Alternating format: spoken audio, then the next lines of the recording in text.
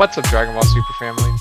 Legends here to bring you my 13-0 Kidku deck across all three Bandai Card Fest side events this weekend. I chose to bring Kidku for the weekend for two reasons. The first being that I typically find that decks are more fun to work on once they're weakened by a ban list, and Kidku proved to be no different. And of course, the second is that I disdain Green Zamasu Mo with a passion, and Kidku still maintains a nearly 100-0 matchup versus that deck. Fortunately, I made the right call because I played against a Zamasu mill deck in every single side event that I participated in. The only meta matchup I didn't play this weekend was the mirror. I imagine a handful of people thought that the deck was significantly weakened by the ban list, but I would argue that it was just made into less of an unfair deck. With the Bunny Girl ban and the leader errata, let's pop down into the deck profile. The front side of the leader remains unchanged. To draw one on attack and then activate main, you can choose to take up to one life and then place a skill list from your deck into your drop. You should try to do this twice before you awaken. If you're going second into a deck that has to attack to generate Z energy to awaken, I strongly urge you to try not taking a life if you're going second and not attacking that first turn. That way your opponent can't deal too much damage to you before you awaken. You typically want to try to awaken on 6 or 5 life using the waters. In worst case scenario, if you're already at 4 or 3 life, then you obviously wouldn't play the waters and you would just awaken. He's a draw 2 awakening, which is actually really strong for this leader. He doesn't really need the energy on the turn that he awakens. On the backside, he still maintains the auto to draw a card the first time you play a red skillless battle card. His second auto is the one that has now been errated. It used to uh, choose one of your opponent's unisons or battle cards every time you play a 30k battle card, red battle card, and give it minus 15k, but now it can only choose battle cards, which is a fair errata because now other decks can play the game now that need a unison to awaken.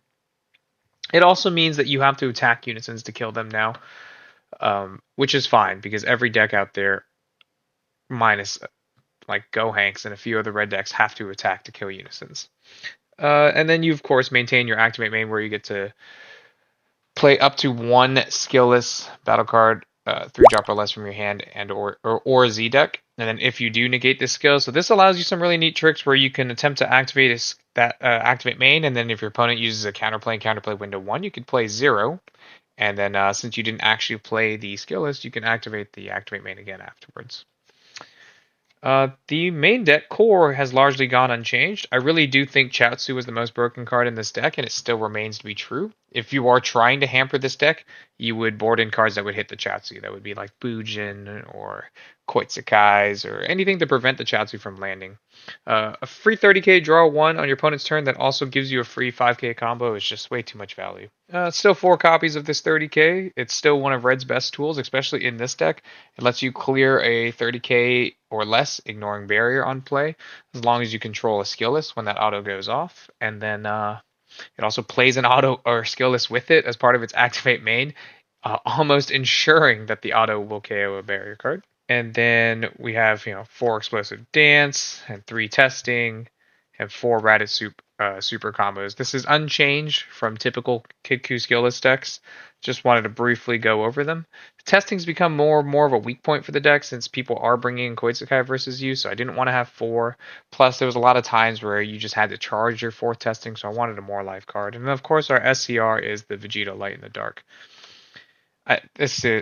This remains to be just the core of the deck. Now we'll go over some of the changes we made. First, we'll start with what we call our Saiyan package.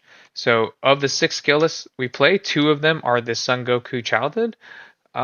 There is an argument to play 3 of this one and 3 of our other one, or 4 of this one and 2 of our other one, but I decided that ultimately I really valued the Saiyan package pretty low on my totem pole of things I wanted to do during a game. We're really only playing the Saiyan skill list so that we can EX evolve into the Son Goku final power. He's got an EX evolve limit 1 on top of a red skill list Son Goku childhood with the energy cost of 3, so as far as I know, it's only this card. So typically you'll have to bring it up. You have to bring this card back from the drop with Son Goku or Chaozu, and of course this is the first skill list you dump to the drop with your frontside activate main. When you do EX evolve this, since it is a 30k, it will trigger your leader auto to minus 15 something, and that's typically a 15k that your opponent or minus 15k that your opponent's not calculating for. So that's really helpful, and it costs 0 to do that. Its auto rarely comes up. When this attacks, you get to choose one of your opponent's battle cards with 25k or less power and KO it. That rarely comes up because this deck is already really good at clearing the field for very little energy investment. Plus, by the time you're playing this card, like, your opponent probably already has a clear field, but if it does get to survive and your opponent tries to develop into this card without clearing it first, of course it's going to clear a card on every attack.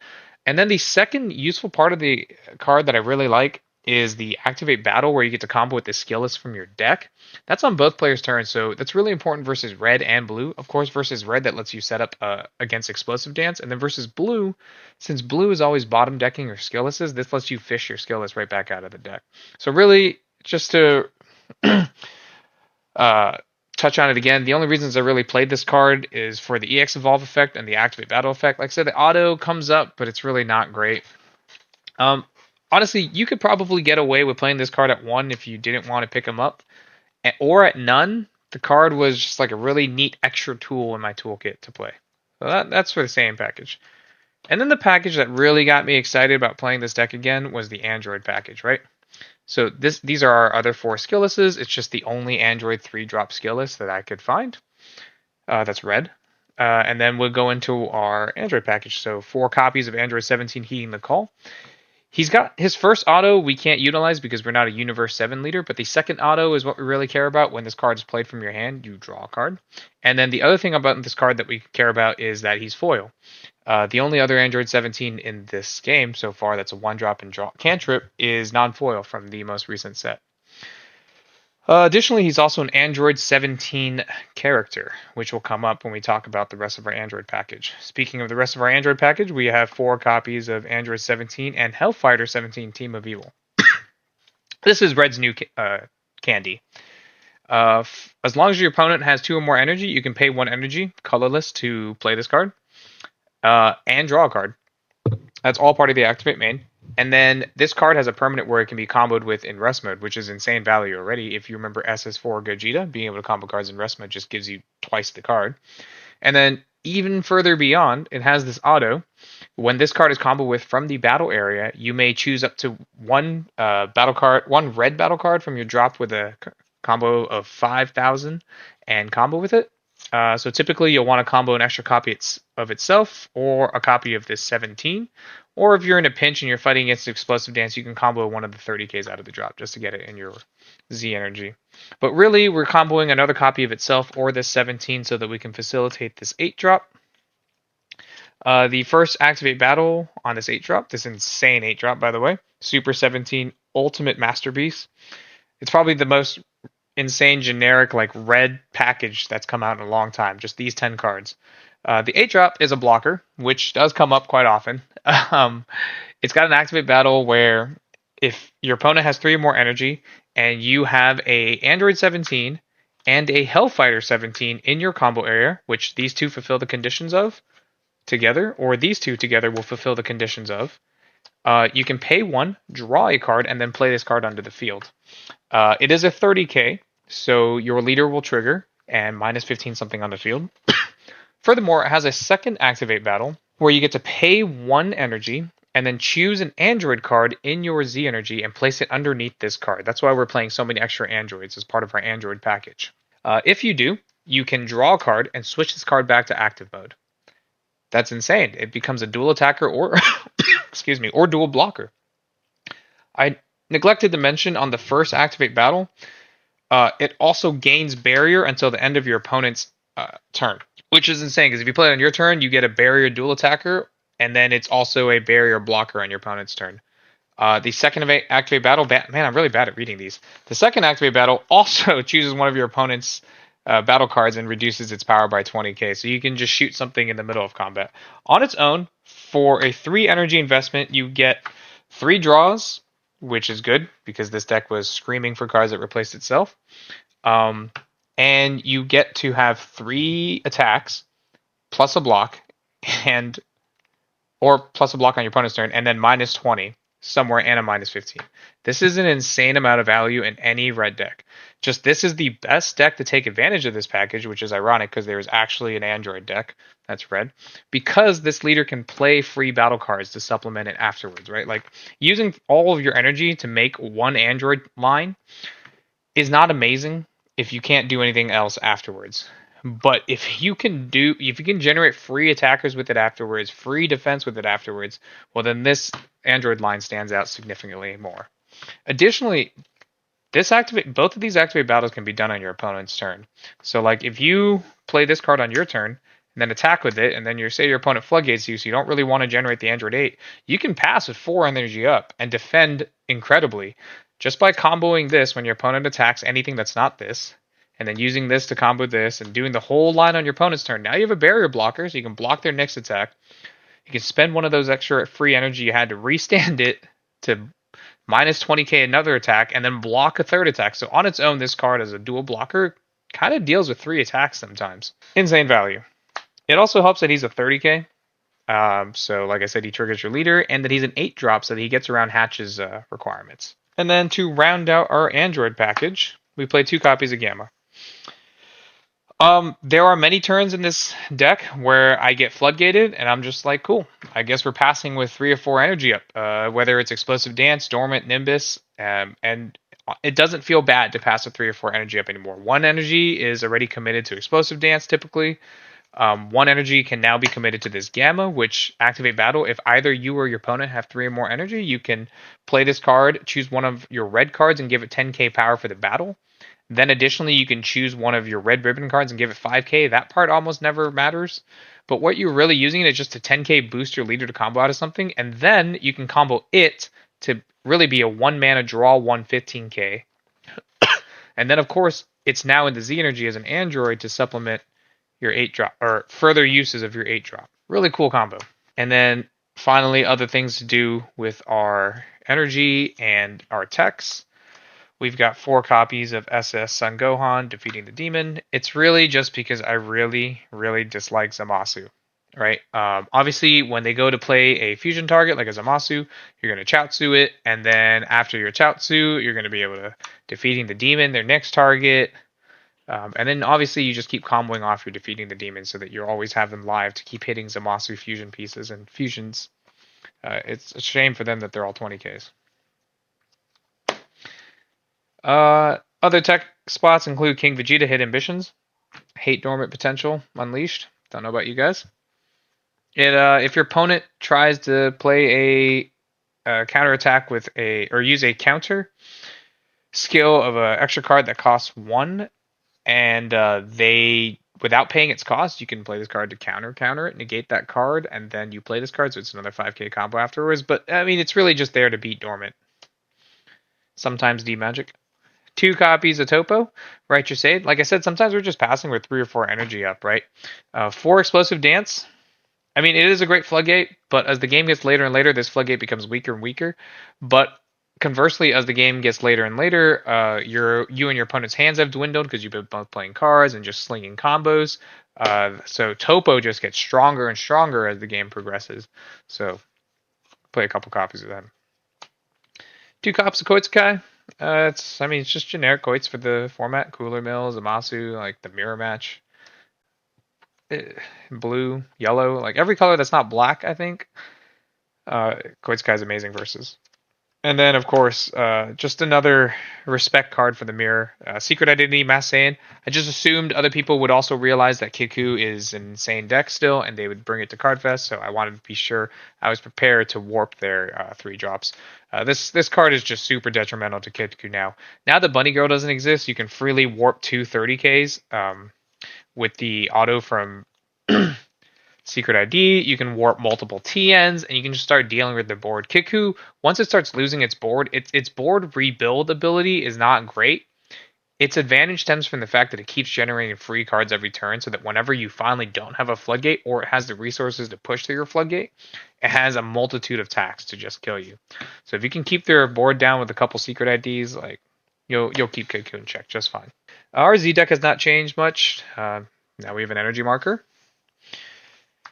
Cybermen token for our testings. 1 10x Kamehameha in case our opponent pushes us to 4 life right away. Or if we just need to switch into this card for some extra combo power, or if we had to use our waters. I am a strong proponent of, if your opponent pushes you to 5 life, to use waters to awaken anyway. That way you get to maintain that 5th life and they still have to deal that extra damage.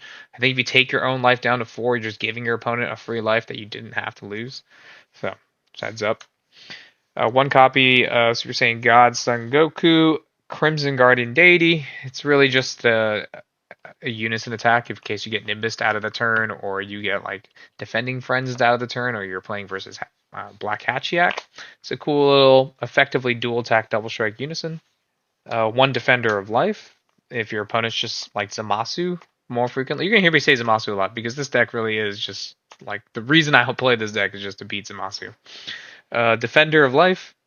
If your opponent's sitting at 4 life and you're ready to push, like say versus a Masu, and you know they're going to dormant you, you can make Defender to put them down to 3. And then since he's a double strike with barrier, when they dormant, like now they have to deal with the double strike swing, and you're as an aggro mid-range deck, you're willing to combo a bunch of cards on this Defender, put them down to 1. Now they can't even Homicidal Clone your next attack. Like it's a really good sequence. 2 copies of the non-stop attack. I mean, sometimes I did wish I had a 3rd copy, but this card's just really cool. You can use it as a 1, as long as you have a 30k red battle card or higher. The Vegito counts. You can just play this card for 1, and it pops a 30k or less, limit 1. And then what's not limit 1 is that for it to activate battle, you can sacrifice, you can place one of your 30k or higher red battle cards into the drop. So you can't choose your STR for that effect, and by doing so, you gain 9k on this card and Double Strike. Which is a really cool way because 25k is a sweet number in Dragon Ball. It forces a super combo +1. So this is just like really good mid-game to end-game pressure.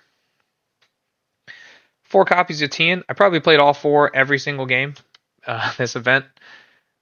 Every deck I build is going to be a control deck, whether it's intended to be aggro or not. So I played till turn 5 to 7 every single game, no matter what. So yeah, over the turns, like even if I've already played a 30k with my 5-drop and I've got my draw for turn, I'll typically play a TN anyway because it now just creates more board presence. My opponent has to deal with my 5-drop, my 3-drop, and this TN, which is pretty difficult since those numbers don't all fit under Secret ID. Like Secret ID would take out the TN and the 3-drop, then they still have to deal with the 5-drop, etc. Slowly, these TNs just start building up and they become a nuisance. And the 20k attacks, like yes, they trade for a super combo, but eventually they're going to start trading for actual life. And then, of course, your 1 copy of Waters. It's just the other card that was probably broken in Kidku. Honestly, if they wanted to fix Kidku and make it way more balanced, they could bring back Bunny Girl so that all the Earthlings could play. They can bring back the Unison hit, and they could just ban Chaozu, and they can ban Waters, and this deck would be fine. Like, it'd probably be terrible, but this deck would be fine. You could probably ban Chaozu or Waters. Let me fix that.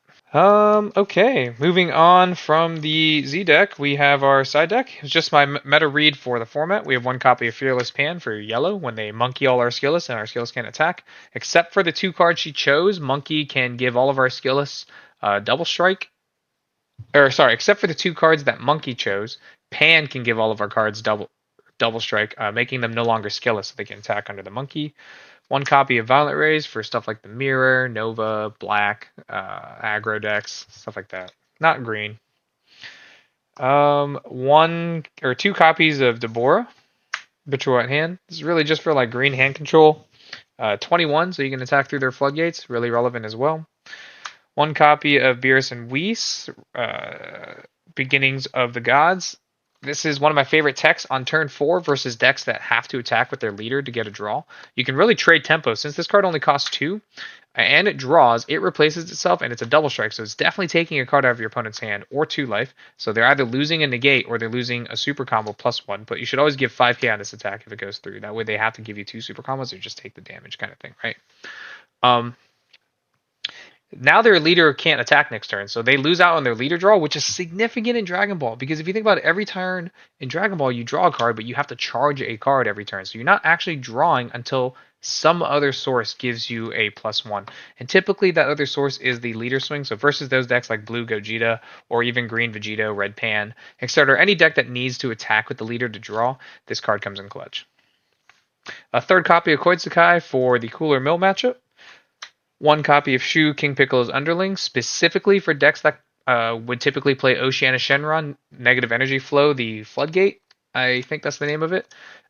It's just a 1 mana answer to the Floodgate, or to Oceanus when they try to play it on you. They're going to commit 1 card, or 2 energy and 2 cards from their hand. You're going to commit a 5k. Gets you out of it. Also, if you do happen to go second versus Amasu and you can't awaken to get Chaozu up yet, this also buys you an extra way to avoid them fusing and building up a tower. Though being in red, you like don't really have to worry about that because you can kill all of their towers. A second copy of King Vegeta Hidden Ambitions, because I hate Dormant Potential Unleashed. 2 copies of Elder Village Guardian, because I dislike Zamasu Mill. It's also a good way to beat Cooler Mill and Xenosin Mill, and I guess the really ambitious Janemba Mill. 1 copy of Son Goku Duel and Assassin. This card's really good versus exactly blue yellow Gogeta. As long as you control a 3-drop skill list, you can pay 2 and play this guy. He chooses up to 2 of your opponent's battle cards and or unisons, and ignoring barrier and negates their skills and switches them to rest mode. And then he's a dual attack 25k, which is actually a really good stat line for a 2-mana card. All right, so he deals with the SCR, so now you can KO it with some effect. You don't have to go for a full minus 30 or 45, excuse me. It's also the only way we found to efficiently beat the 9-drop green Vegito card, because it's a 35k with barrier. There's almost no way to kill that card in Kidku Traditional, making it a very good matchup into Kidku if it's going first. So this comes in versus that. I don't bring it in versus Zamasu because there's so many ways to kill their towers that we don't need to pay 2 to negate their skills and then neg them. That doesn't make any sense, right? And then our anti-control package, 4 copies of Broly, Crown of Retribution. This comes in versus Zamasu. This comes into any slow deck, really. Any deck, Cooler Mill, 21, every blue deck ever, pretty much. Instead of playing stuff like Begrudging or playing a second Shoe, I'd rather just crown them. If my opponent leaves up 2 energy to set up Oceanus, I would rather just crown them. If I see like multiple Oceanus in their hand, then I'll just take a super combo or something. And then now they have to discard 2 to pass my turn. And they didn't do much on their turn because they had to leave 2 up, right? Or like Blessed, I have multiple crowns and I just store them up. Kidku's a unique red deck in that it can just slam 4 crowns for all 4 of its energy and then play a free attacker for its turn. And then attack with itself and the free attacker. That's the entirety of my Kidku deck list that I use for Bandai Card Fest. I hope you guys enjoyed this. It was a really fun deck to play. The deck was fun to play. The event itself, it wasn't great. No, there's no being coy about it. I get it. It wasn't a Dragon Ball event. So it was Dragon Ball was really just a attachment to the event because it's a Bandai Card Fest event for Digimon One Piece and Battle Spirit Saga, I believe. Dragon Ball's main event will be in 2 weeks. So, but still, it just felt terribly understaffed.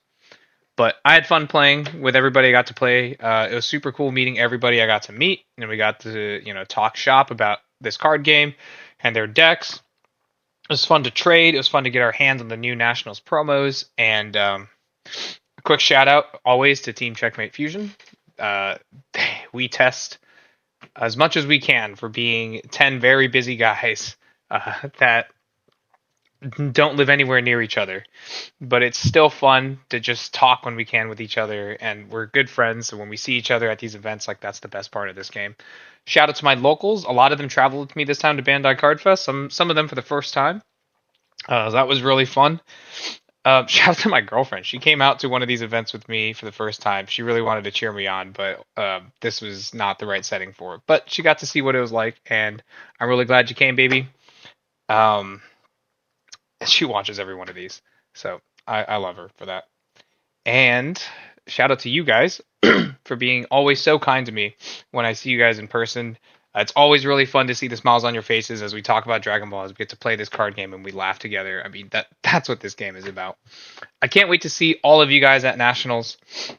I'll catch you next time.